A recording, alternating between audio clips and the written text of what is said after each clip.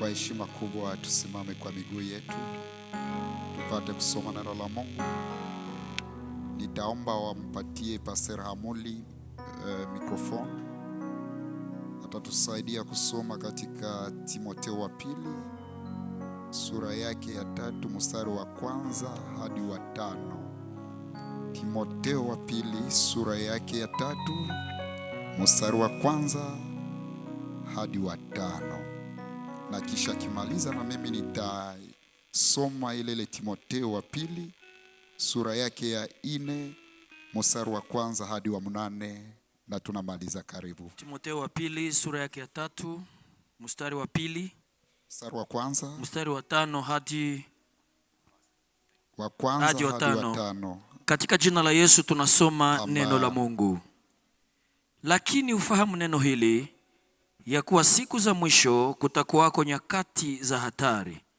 Maana watu watakuwa wenye kujipenda wenyewe, wenye kupenda fedha, wenye kujisifu, wenye kiburi, wenye kutukana, wasiotii wazazi wao, wasio na shukrani, wasio safi, wasiowapenda wakwao, wasiotaka kufanya suluhu, wasingiziaji, wasiojizuia, wakali, wasiopenda mema, wasaliti, wakaidi, wenye kujivuna, wapendao anasa kuliko kumpenda Mungu, wenye mfano wa utawa lakini wakikana nguvu zake. Hao nao ujiepushe nao. Amen. Amen. Tunaweza keti katika jina la Yesu Kristo. Nami nimeilinganisha na ile Timotheo wa pili sura yake ya 4 mstari wa 1. Tunashuka kidogo hadi wa 8. Tusikilize kidogo, ndaenda pole pole kidogo sababu naomba Mungu anisaidie tufundishe neno. Inasema, na kuagiza mbele za Mungu na mbele za Kristo Yesu, atakaye wahukumu walio hai na waliokufa kwa kufunuliwa kwake na kwa ufalme wake, lihubiri neno, uwe tayari wakati ukufaao na wakati usiokufaa. Karipia, kemea na kuonya kwa uvumilivu wote na mafundisho. Maana utakuja wakati watakapo yakataa mafundisho yenye uzima, ila kwa kuzifuata nia zao wenyewe watajipatia walimu makundi makundi, kwa kuwa wana masikio ya utafiti. Nao watajiepusha wasisikie yaliyo kweli na kuzigeukia hadithi za uongo. Bali wewe uwe na kiasi katika mambo yote, vumilia mabaya. Tunasulinye pale, vumilia mabaya, fanya kazi ya mhubiri wa Injili, timiliza huduma yako. Kwa maana mimi sasa na miminwa, na wakati wa kufariki kwangu umefika. Nimevipiga vita vilivyo vizuri, mwendo nimeumaliza, imani nimeilinda. Amen. Ni neno la Mungu. Salimia ndugu karibu, mwambie karibu rafiki yangu. Amen. Nashukuru Mungu kwa jioni Mungu amenipa nisimame kwenye madhabahu. Lakini pia nimemshukuru baba mchungaji, Mungu amjalie neema pale alipo, na nikishukuru pia kwa baraza yetu yote kwa kuona tusimame hapa leo. Leo Mungu alikusudia tusimame. Amen. Mahali mimi nimeishi kunaitwa Panzi, na Panzi mara mingi naanza kusikilika zone rouge.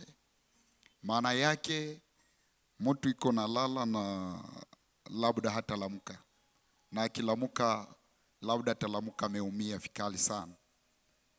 Hiyo nafasi imeanza kuitwa zone rouge, na Mungu ametupa neema tusimame kwenye madhabahu hii jioni ya leo. Hatuko wazuri kuliko wale ambao hawakufika. Labda niseme ingine mbele niendelee na neno.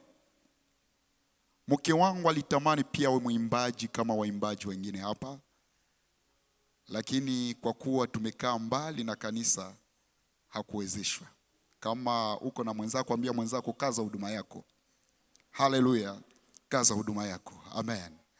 Maana ipo wakati ambapo labda huduma itakuwa wakati mzito sana kuifanya, lakini huu ndo wakati Mungu amekupa.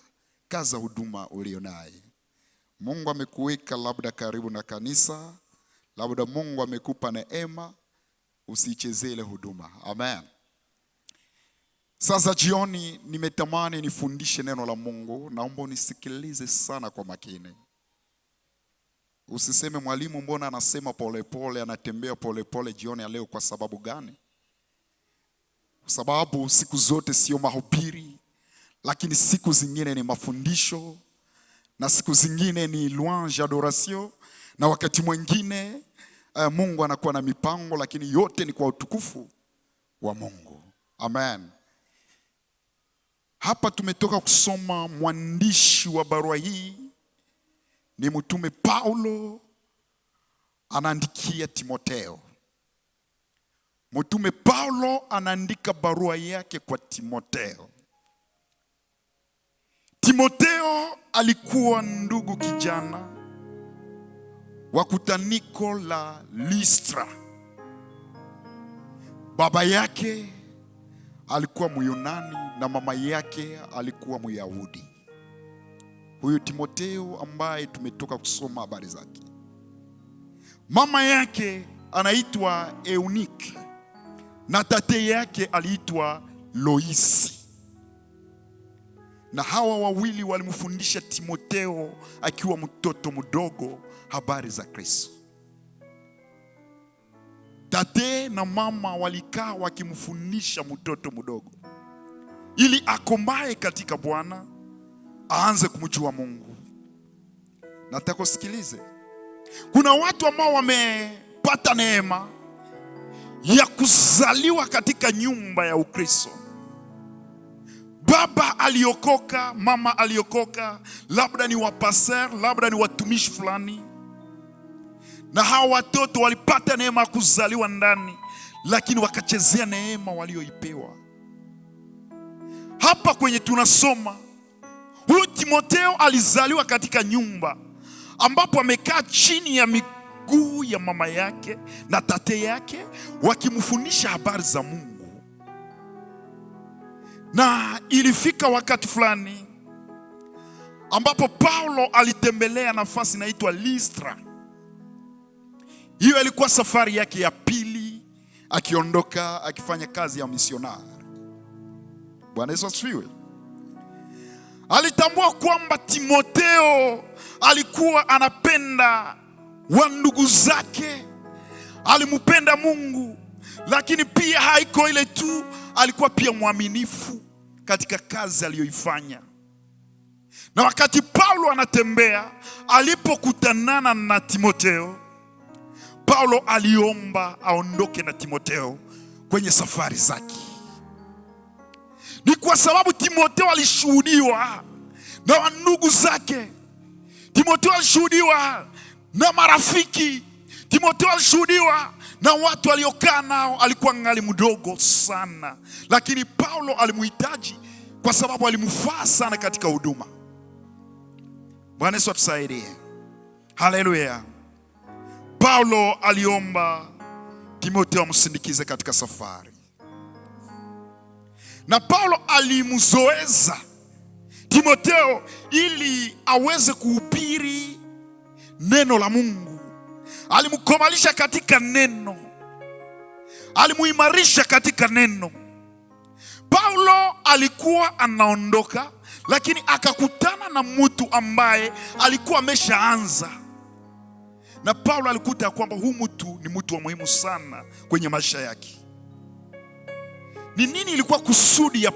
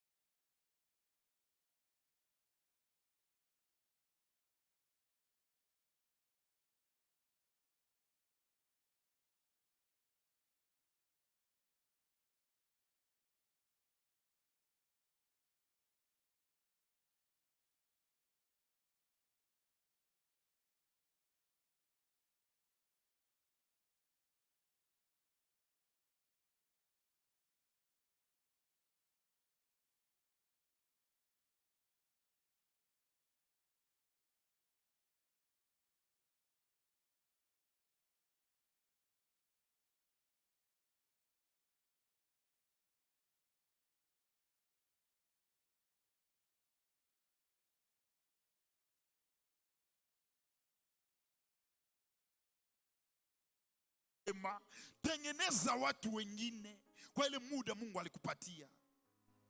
Fanya watu wengine waanze kufanana. Mimi mwabsance yako kusionekane kulikuwa mtu aliondoka. Hii Paulo alikuwa anamtengeneza Timotheo. Alijua kwamba Timotheo anakamilika. Alikuwa mtu mwenye kumwogopa Mungu. Alikuwa mtu mwenye kutamani kutembea na Mungu. Na hiyo ilimfanya Paulo akamweka kwenye roho yake. Na wakati mwingine Paulo yuko anaandika, anamuonesha Timotheo kila kitu kenye kitafanyika. Kwa nini Paulo alikuwa anamwandikia Timotheo akimuonesha kila kitu kenye kitafanyika? Paulo, Timotheo nasema alikuwa mdogo, lakini alikuwa na sifa fulani ambazo alikuwa nazo. Ingalau alikuwa mdogo, lakini alikuwa na sifa fulani. Sifa ya kwanza, alikuwa na mizizi ya imani. Ina maana kusema alikuwa na fondasio kubwa ya imani. Imani ya Timotheo ilikuwa kubwa zaidi.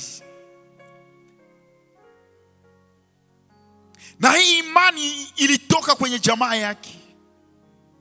Imani ambayo tunaipokea inatokana na jamaa zetu pale kwenye tulianzia. Uende kwa Wamizilimana waulize. Kuna mtu alijikuta alizaliwa mu imani ya Wamizilima Islamike, na pale na anajikuta na koma vile. Ye hajui Mungu, anapotea vile. Lakini sisi tulipewa neema, tunazaliwa katika jamaa zinamjua Mungu. Na pale tunaanza koma pale. Hata kama kabla hatujaingia kanisani, mama anakunyonyesha na anakuambia Mungu yuko. Kabla hujamjua Mungu, lakini ndani ya nyumba wanaomba Mungu. Na hiyo ikakupatia imani, ikakufanya uanze kumpenda Mungu. Hii ilimfanya Timotheo akomae katika imani. Maana ndani ya jamaa yake waliomba Mungu, walimjua Mungu. Ukifika nyumbani katika Timotheo wa pili sura yake ya kwanza mstari wa 5 na sura ya 3 mstari wa 14, pia katika Matendo ya Mitume 16 mstari wa 1 hadi 2, hii yote naongelea kuhusu Timotheo, imani ya Timotheo aliyokuwa nayo. Sifa ya pili ya Timotheo, alikuwa ni mtumishi mwaminifu aliyefanya kazi na Paulo. Alikuwa mtumishi mwaminifu aliyefanya kazi na Paulo. Kuna watumishi ambao si waaminifu. Kuna mtumishi hata saa hizi hajagusaka hata $100, akigusa vrema maisha yanageuka, uaminifu unapotea. Lakini anaitwa mtumishi. Hapa Biblia inasema, ukisoma katika Wafilipi sura yake ya 2 mstari wa 19 hadi 23, lakini pia Wakorinto wa kwanza sura yake 4:17, utaona uaminifu wa Timotheo. Timotheo alikuwa mwaminifu, alishuhudiwa kama mtumishi mwaminifu. Sifa ya 3, alikuwa na maisha ambayo haikuwa ya kawaida, ilikuwa ya woga na wasiwasi. Na hiyo ndio ilimpuse sana Paulo amwandikie Timotheo akimtia nguvu. Timotheo alikuwa na woga sana. Kwa sababu gani? Timotheo alianza kutumikia Mungu iko mdogo. Lakini Paulo anamupa responsibility kubwa. Anamwambia Timotheo, hivi ndio utafanya, hizi ndio kazi utafanya. Mbele Paulo aondoke, anamwandikia Timotheo, hii ndio inakupasa uyafanye. Na hapa iko namuonesha vitu vya vitakuwa siku za mwisho. Iko namwandikia kwa kumtia nguvu, kwa kuimarisha imani yake, kusudi ile muda kifikia asija kaokope. Bwana Yesu atusaidie. Hii ilimfanya anamtumikia Mungu kwa imani. Alikuwa mdogo, mtoto ambaye anatumika na Paulo, lakini Paulo hakumwacha. Kuna watu wengine wakianza na wewe safari, ikifika mwakati unashindwa, wanakuacha njiani. Wengine wanaweza kuanzisha safari, wengine wanaweza kufundisha kazi. Ukitamani kuendelea kidogo, ni wale wale tena wanakurudisha nyuma. Alikuanzisha lakini anakurudisha nyuma. Labda aliwaza hautaendelea, lakini Mungu ambaye aliweka kitu ndani yako, aliweka njia ambayo utaianzia, na alijua jinsi utaimaliza ile njia. Mungu alianzisha ile safari ndani yako, sasa na ni yeye ndio atamalizisha kazi ndani yako. Bwana Yesu asifiwe. Mungu anakuwa anatayarisha watu kwa ajili ya wengine. Nilisema usulinye neno ambayo inaitwa uvumilivu. Bwana Yesu asifiwe. Neno linasema vumilia. Ambia mwenzako vumilia. Vumilia. Paulo wakati iko namwambia Timotheo, alimwambia fundisha kwa uvumilivu, hamakia kwa uvumilivu. Ina maana kusema kuna vitu vyenye vitaonekana visaifu saa hizi, lakini kwa siku zijazo ndio vitakuwa vitu vyenye kufaa kwenye hii nafasi. Kuna vitu ambavyo vinaonekana hatujavijua. Kuna watu ambao Mungu labda hajawachipua hapa. Kuna vyombo ambavyo hatujavijua, lakini Mungu ameshavijua kabla sisi hatujavijua. Muda wa Bwana ukifika na vichipua, ndio vinaanza fanya kazi. Kwa sababu walioanza sio watakaomaliza. Ambia mwenzako safari iko ndefu. Walioanza sio wale wataimaliza. Sababu tukiangalia hata mimi naisimama hapa, nilifunzwa chini ya mafuta ya mtumishi fulani, na huyo mtumishi akanifundisha. Lakini pia na mimi nina wale ambao nimewafundisha chini yangu. Bwana Yesu asifiwe. Lakini pia na mimi nitaondoka, lakini madhabahu itabaki hapa. Na madhabahu ikibaki hapa, itasubiria mpaka Yesu atakaporudi. Hii madhabahu iko hapa. Hata leo ningesimama hapa, kesho kuna mwingine atasimama kwenye madhabahu. Hata leo ningeimbisha, kesho kuna mwingine naye ataimbisha. Ambia mwenzako vumilia. Haleluya. Vumilia. Paulo anamwambia vumilia taabu, vumilia mateso. Iko namwandikia lakini iko katika prison. Kuliko yeye ndo ahitaji kutiwa nguvu, lakini yeye ndo anamtia Timotheo nguvu. Timotheo iko huru afungwe, lakini Paulo anafungwa fasi fulani. Jiulize, mwenye afungwa ndio mwenye iko natia mwenye iko huru nguvu. Na iko namuonesha kuna wale waliniacha, kuna watu fulani waliniacha katika taabu, lakini wewe na wale ambao wako pamoja nami nimewatakia uvumilivu. Nimepigana vita vyangu, imani yangu nimeilinda. Kinachobaki ni wewe, pigana vita yako. Haleluya. Pigana vita yako. Vita iko. Na Biblia inasema maana vita tunaipigana sio vita vya damu na nyama, lakini ni vita vya ulimwengu wa kiroho. Ina maana kusema kwamba kuna esprit ambazo ziko na tuko tunapigana vita. Ndio pale yuko nasema mimi nimemaliza kazi yangu, nimemaliza kilichonileta kudunia, nimemaliza, sitarudi tena. Na hapa anaendelea kuongelea fanya haraka. Fanya haraka, maliza safari yako. Muda unatembea, muda ni mfupi kabisa. Muda ni mfupi. Wengi leo majina zimebadilika. Walikuwa watumishi, lakini majina zilibadilishwa. Walimpenda Mungu, lakini majina zilibadilishwa. Na hata tungependana zaidi, hatutabadilisha mpango wa Mungu. Hata tungependana zaidi, hatutabadilisha mpango wa Mungu. Ni lazima mpango wa Mungu utimilike. Hii maneno walikuwa wanamuimarisha Timotheo. Akamwambia watu wa siku za mwisho watakuwa wakaidi. Hawatatamani kusikia neno la Mungu. Watakuwa watu wenye kiburi. Watakuwa wenye kujipenda wenyewe. Ndio maana usishangae ukute mtu anajipenda. Hapana. Elewa kwamba tuko mwa zile nyakati ambazo Paulo alikuwa anaongelea. Na lazima ile nyakati itimilike. Biblia inasema hakuna neno litapita bure. Maana kila nukta, kila kitu kitafanyika. Nyakati za mwisho ziko. Tutake tusipotaka, nyakati za mwisho ziko. Anasema vumilia taabu. Haleluya. Vumilia taabu. Acha wakutukane, acha wabadilishe historia yako, acha wakupatie majina, acha watu wakuchukie, wasikupende wewe. Penda Mungu aliyekuita. Simama kwa miguu tu. Simama tuombe. Nasikia tuombe. Ambia tu Mungu, nimetamani tu nitembee na wewe.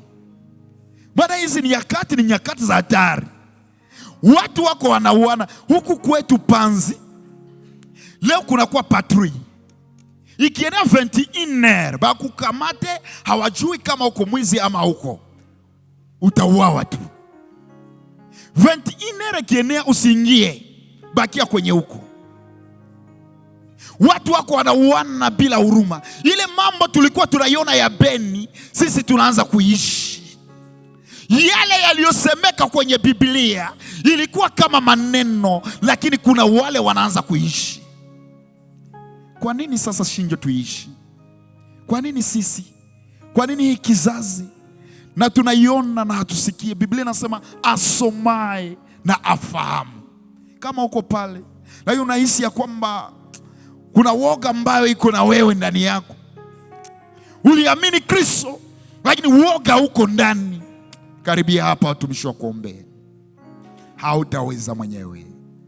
Kama woga inaingia, woga itakuwa chanzo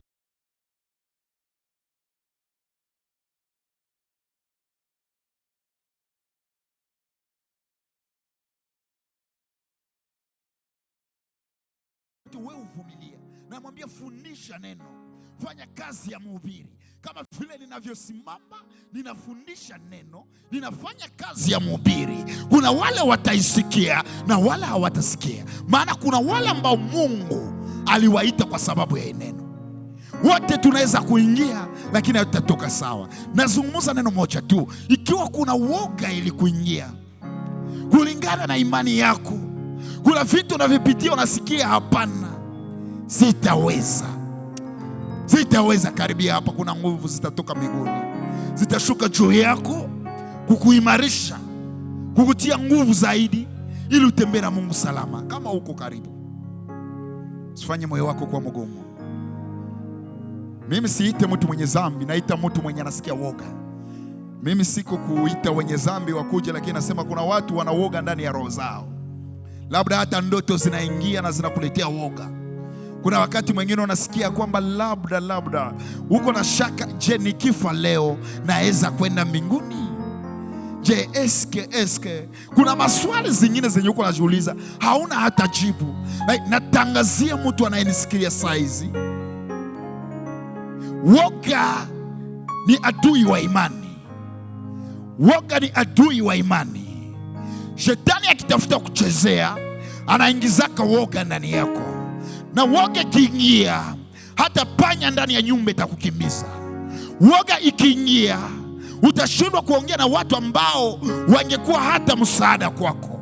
Woga kiingia, hautaingia kwenye destiny yako. Kama uko nasikia woga inanitesa, haleba korobos reseketorobos, kama unaihisi karibu, huja woga na kuingia tu. Mwingine ananitazama, uliko atazame Mungu. Mimi ni mwanadamu kama wewe. Na Paulo alikuwa anasema kuna watu walifika wakapiga magoti mbele yake, akasema na mimi ni mwanadamu kama wewe ndugu yangu, simama, kuja na mimi, na mimi niko katika damu. Sasa ningali mtu tu, Mungu amenipa tu neema nitangaze neno la Kristo. Lakini unasikia woga na kusumbua kwenye huko, na unakangania, unashikaza na ile woga.